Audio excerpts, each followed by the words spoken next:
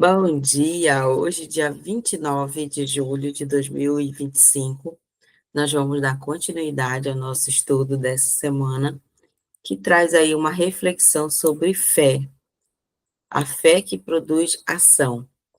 E o nosso subtema é a coragem de superar o medo. E o nosso texto, ele está baseado lá em Salmos 27, a partir do primeiro versículo. Diz o seguinte: O Senhor é a minha luz e a minha salvação, de quem terei medo?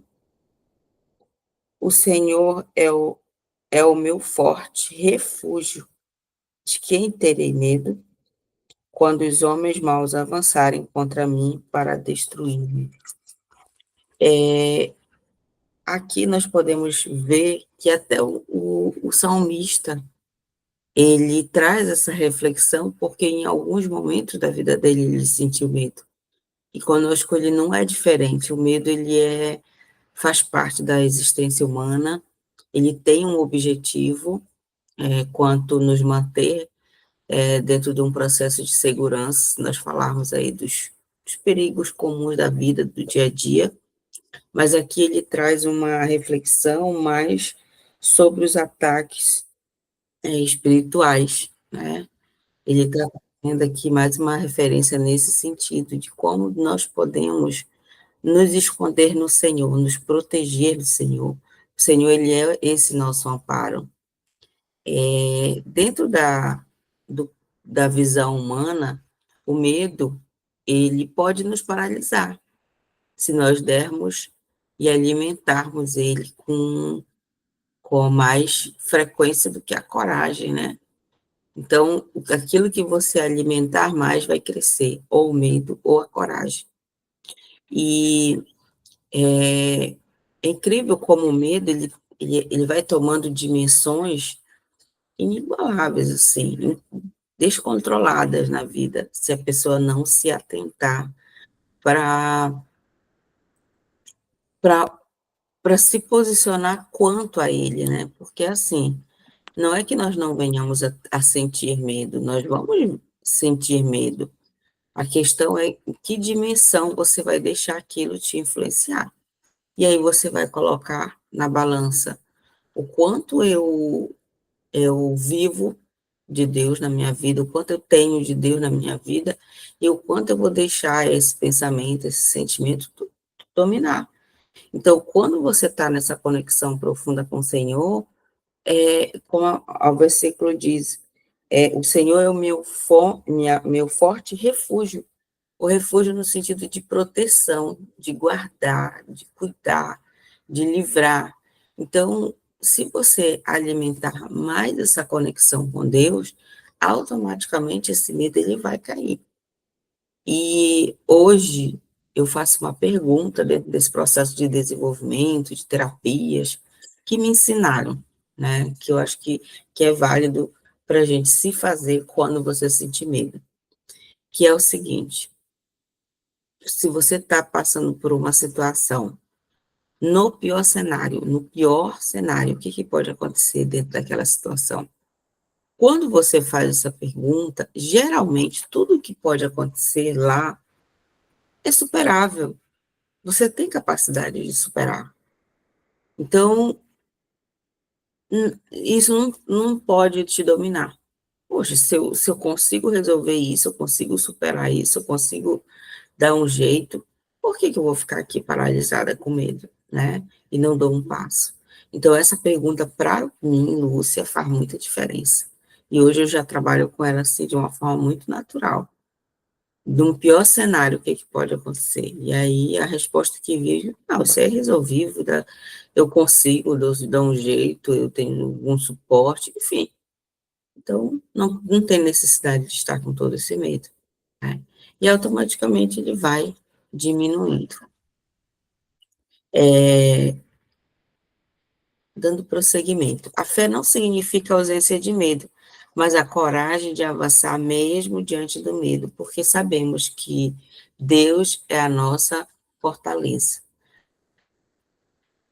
Quando confiamos que Deus está conosco, encontramos força para superar nossos temores e agir com coragem, de dar o passo, né? Porque quantas pessoas nós já vimos, nós as enxergamos assim, olhando de fora, são fortes, são capazes, é possível, e elas estão ali travadas no medo, né? Me veio à memória agora uma pessoa que ela está num relacionamento há muito tempo já, muito sofrimento, o físico dela já está se eu pudesse definir aqui, já está numa sala da sala vermelha, e ela ainda não entendeu isso, e ela está agarrada a um medo, né? E, infelizmente, a gente ainda não conseguiu tirar ela dessa situação.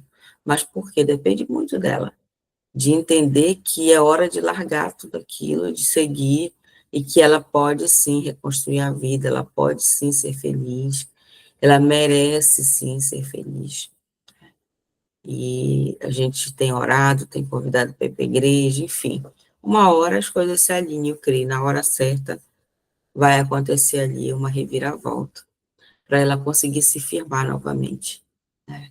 Como pessoa, como filha de Deus, como uma mulher, como mãe, que ela possa experimentar uma outra versão da vida, não essa abusiva, dolorosa somente, e de muita dor e sofrimento.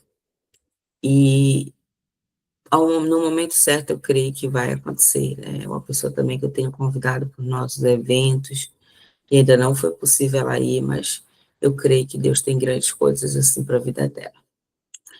A coragem não é a ausência de medo, mas a decisão de continuar apesar dele.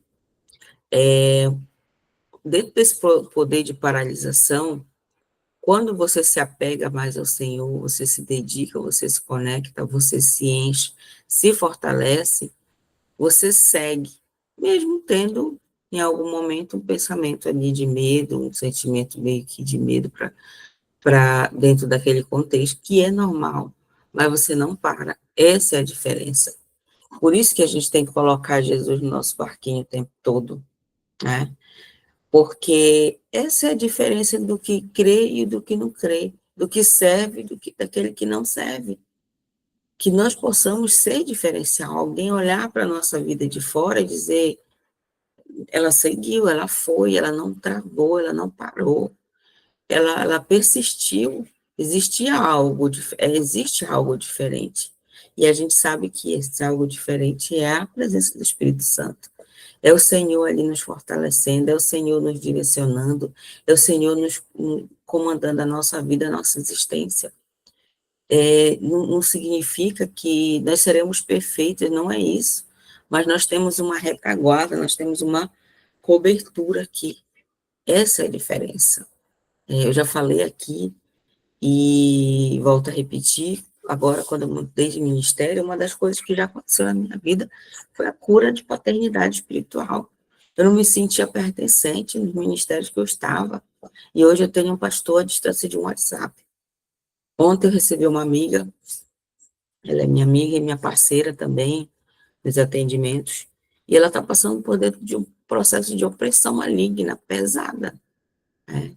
Já aconteceu dentro do local de trabalho dela, ela, há algum tempo atrás, ela até me mandou, né, encontrou um copo queimado com seringas, com alguns produtos dentro, é como se fosse uma obra de feitiçaria, de macumbaria, queimada dentro da sala dela.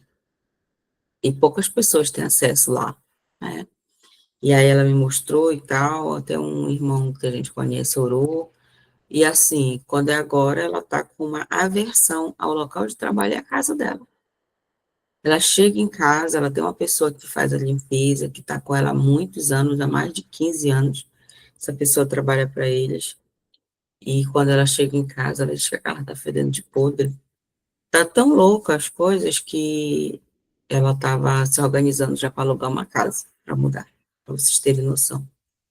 Eu disse, rapaz, isso não é normal, isso é uma opressão maligna. E aí, na hora, a gente ligou para o pastor, já conversamos, já agendamos um atendimento para ela, porque ela está precisando desse suporte, né?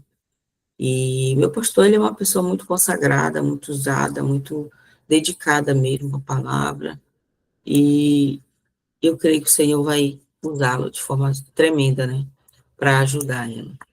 Então, é assim, uma das coisas que o Senhor me curou foi isso. E o que que é essa cura, essa paternidade espiritual? É você sentir que você não está só. Quando nós fomos fazer a,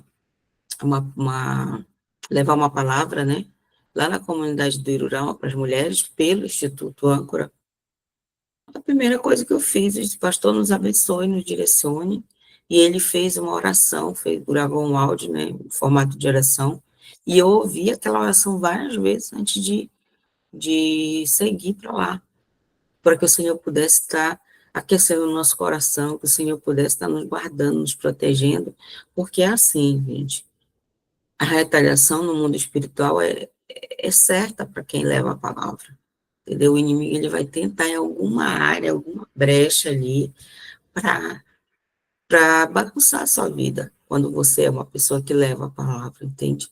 Então, conosco não é diferente no Instituto, a gente sofre muita retaliação, é filho que adoece, é problemas de conflito em casa, é problemas com o marido, só que a gente não traz tudo aqui, lógico, mas acontece, porque nós sofremos retaliação, a gente incomoda no mundo espiritual, e isso traz um peso, né? Só que hoje é diferente. Muito tempo nós estávamos sozinhos. Hoje eu tenho um pastor que ora por nós, que na hora que a gente pedir, ele está ali intercedendo, ele está ali declarando uma palavra sobre as nossas vidas, e a gente segue mais firme, mais se sentindo mais acolhida, mais protegida, né? E porque ser humano precisa de outro ser humano. Não dá para conectar só com Deus, se autonutrir da palavra. Não existe isso, gente. Nós precisamos nos conectar. Precisamos ter ministério, precisamos estar envolvidos, né, em algo aqui, para que você se sinta essa filha acolhida e amada. Prosseguindo. Quando nós reconhecemos Deus como a nossa luz, nós entendemos que Ele ilumina nosso caminho, Ele dissipa as sombras da dúvida e do medo. Todos os grandes passos da minha vida, como faculdade, que para mim foram grandes desafios dentro desse âmbito financeiro, né? A pós-graduação com o doutor Laí Ribeiro, tudo isso eu só tomei essas decisões porque eu sabia que o Senhor estava comigo. Ele trouxe uma confirmação para o meu coração, ele trouxe uma palavra. E quando você está num nível de conexão com o Senhor, que você se determina ali e ouve a voz do Senhor, a gente flui com leveza. Mesmo quando chegava, sei lá, dia 5, eu não tinha o dinheiro do cheque. Eu digo, Senhor, está contigo, eu não estou vendo ainda a provisão. Mas se o Senhor me colocou aqui, é porque o Senhor vai trazer. E o Senhor provia, sabe? Foi uma experiência, assim, tremenda, surreal com o Senhor, de crescimento e amadurecimento no espiritual, por conta do desafio, e de experimentar essa proteção do Senhor. Lúcia, isso acontece dentro de uma vida na linha reta, normalidade? Acredito que não. Você vai precisar experimentar desafios para você crescer, para você amadurecer, para você se conectar com o Senhor de forma mais profunda, que você consiga mergulhar em águas mais profundas no Espírito. Seguinte, Deus também é a nossa salvação, nosso refúgio, seguro em meio às tempestades da vida. Em momentos de fraqueza, de segurança, nós podemos nos voltar para Ele e encontrar proteção e paz. A certeza de que Ele está no controle nos dá liberdade de enfrentar nossos medos com coragem, sabendo que não estamos sozinhos. Tudo isso que eu já relatei para vocês. O Senhor, Ele está conosco, o Senhor, Ele segura nas nossas mãos, Ele nos fortalece, Ele nos direciona, Ele nos impulsiona. E Só que essa conexão, ela não é unilateral, né? Ela é bilateral.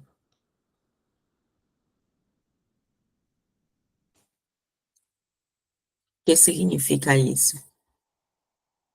O Senhor já disponibilizou, mas você precisa vir, entende?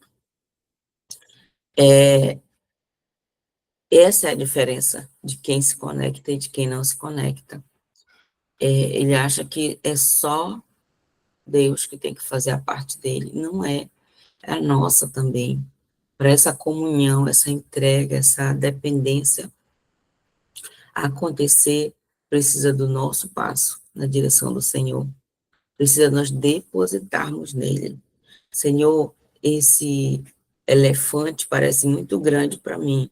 Esse problema é como se fosse do tamanho de um elefante. Mas eu creio que o Senhor pode usar meios para me ajudar. Eu creio que o Senhor pode fatiar esse elefante para mim. O Senhor pode me conduzir no passo a passo. Senhor, qual é o meu próximo passo? Quantas vezes eu fiz a oração dizendo, Senhor, eu não vi ainda o fim desse caminho.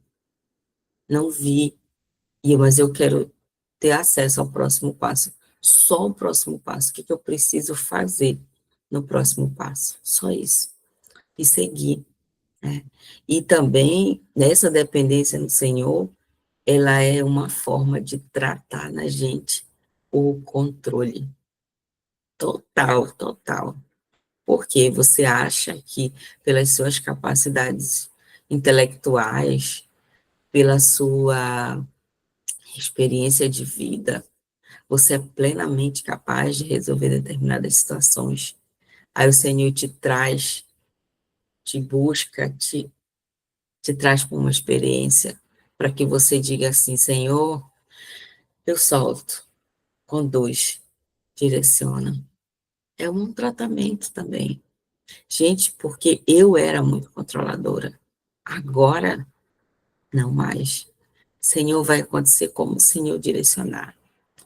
A minha vida é tua, esse projeto é teu, o instituto é teu, meu casamento. O Senhor vai direcionar, o Senhor vai conduzir do teu jeito. E automaticamente a nossa vida fica mais leve, porque você está ali se entregando, né, se permitindo ser cuidada e acolhida pelo Senhor. É muito maravilhoso, sabe, ter essa sensação de dizer, eu posso não estar vendo o final desse caminho, mas eu sei que o Senhor está comigo e o próximo passo Ele já me mostrou e eu vou fazer. Eu sei que é um tijolo dentro dessa construção, eu sei que é um trecho dentro desse trajeto todo, então eu vou fazer, eu vou correr, eu vou percorrer. E Ele vai agindo do jeito que deve ser. Amém? O Senhor, Ele é descrito como a nossa fortaleza de vida, o nosso lugar seguro, é um lugar de acolhimento, e Ele é inabalável, né? Isso significa que quando nós confiamos no Senhor, temos uma base firme para agir com segurança. A fortaleza é um símbolo de proteção, de poder, e essa proteção divina, ela nos permite enfrentar desafios com uma coragem que não vem de nós mesmos, mas vem do próprio Deus. A Bíblia traz essa comparação porque fortalezas eram muros, né, eram proteções ali ao redor das cidades, que era a única forma que as cidades tinham de se protegerem antigamente. E assim é o Senhor, né, ao nosso redor, é essa fortaleza, é, é esse muro, é essa proteção, esse amparo, essa cobertura, realmente, nas nossas vidas. Nós possamos entender, entrar debaixo desse aconchego do Senhor, dessa proteção, tomar posse verdadeiramente, para a gente seguir com uma vida mais leve. Todas as vezes que você vê uma pessoa muito atribulada, pensa sempre, é a ausência de Deus. É a ausência de Deus. Eu tive uma experiência com uma pessoa, uma cliente, E ela está tendo todo o suporte que você imaginar, o psicológico, o físico, a parte de nutrição, de suplementação.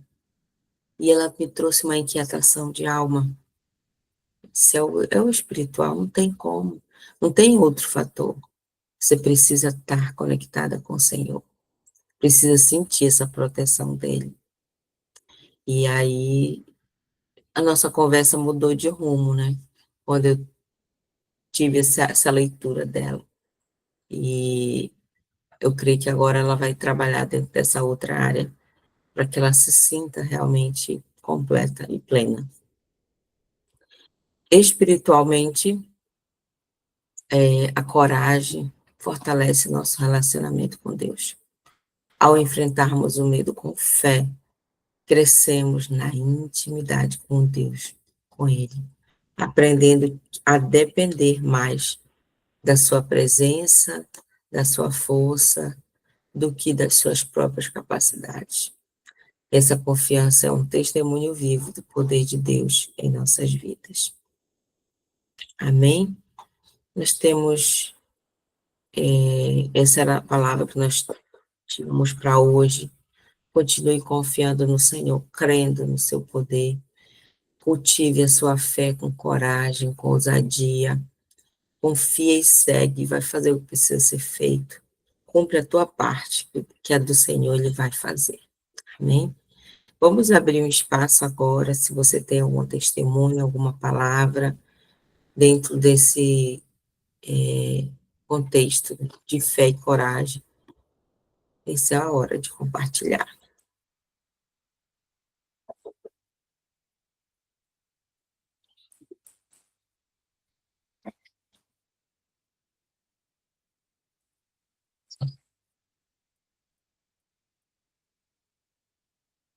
Opa! Hoje me senti sozinha. Eu estava aqui lembrando, né? Olhando agora há pouco o grupo lá, o pedido de oração, eu lembrei de uma coisa assim que aconteceu há muito tempo, né? Há 20, 26 anos atrás, quase 26 anos atrás.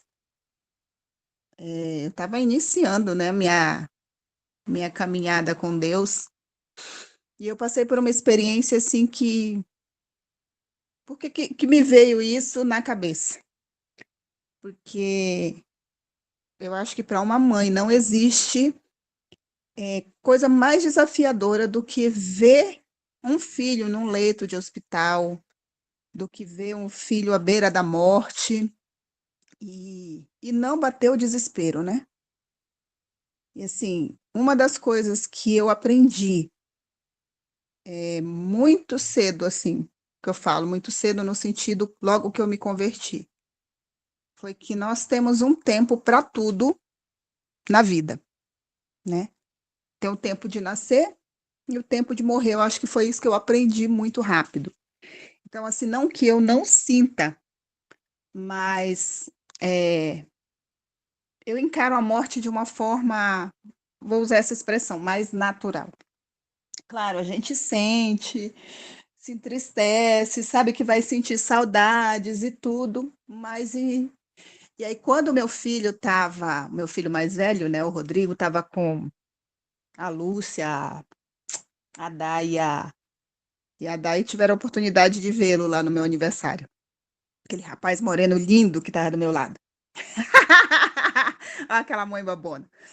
Então, quando ele tinha 10 meses, ele internou, foi direto para a UTI, realmente, com problema respiratório. Na ocasião, eu não sabia que era alergia.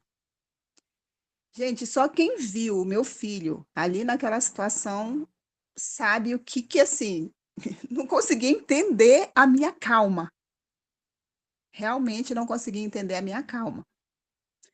Claro que no momento que ele foi internado, que ele foi entubado, que ele foi sedado, o desespero bateu. Eu olhava, sabe, e não via uma saída. E quanto mais ele passava tempo dentro da UTI, ele ficou 31 dias na UTI.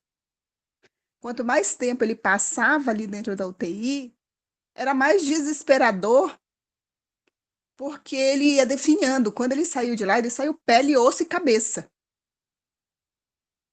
Entendeu? Assim, quase realmente assim, ninguém acreditava que ele ia sobreviver. E foi um negócio assim muito, foi uma experiência muito eu e Deus.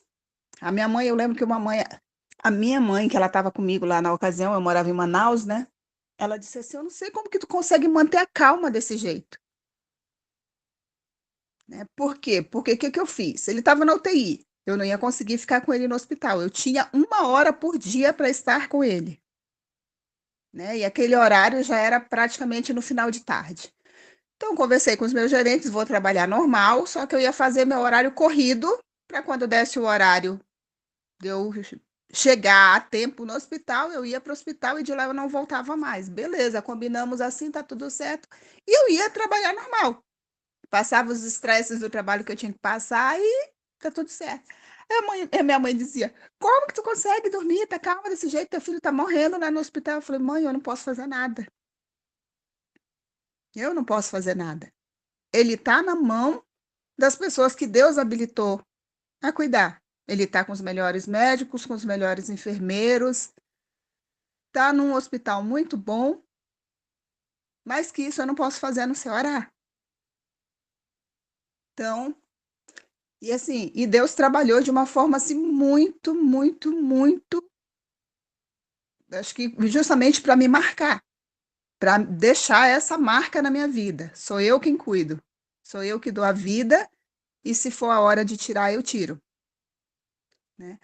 E depois de 31 dias, ele saiu do hospital, muito debilitado, e para a honra e glória de Deus, 30 dias depois, parecia que nada tinha acontecido. Se não fosse a questão dele estar com a cabeça toda rapada, toda cheia de furo, né, de acesso, pra ter ideia, ele não tinha mais onde fazer acesso, tiveram que fazer uma dissecção na axila dele para poder ter acesso, porque já tinham furado cabeça, pé, tudo local que viável.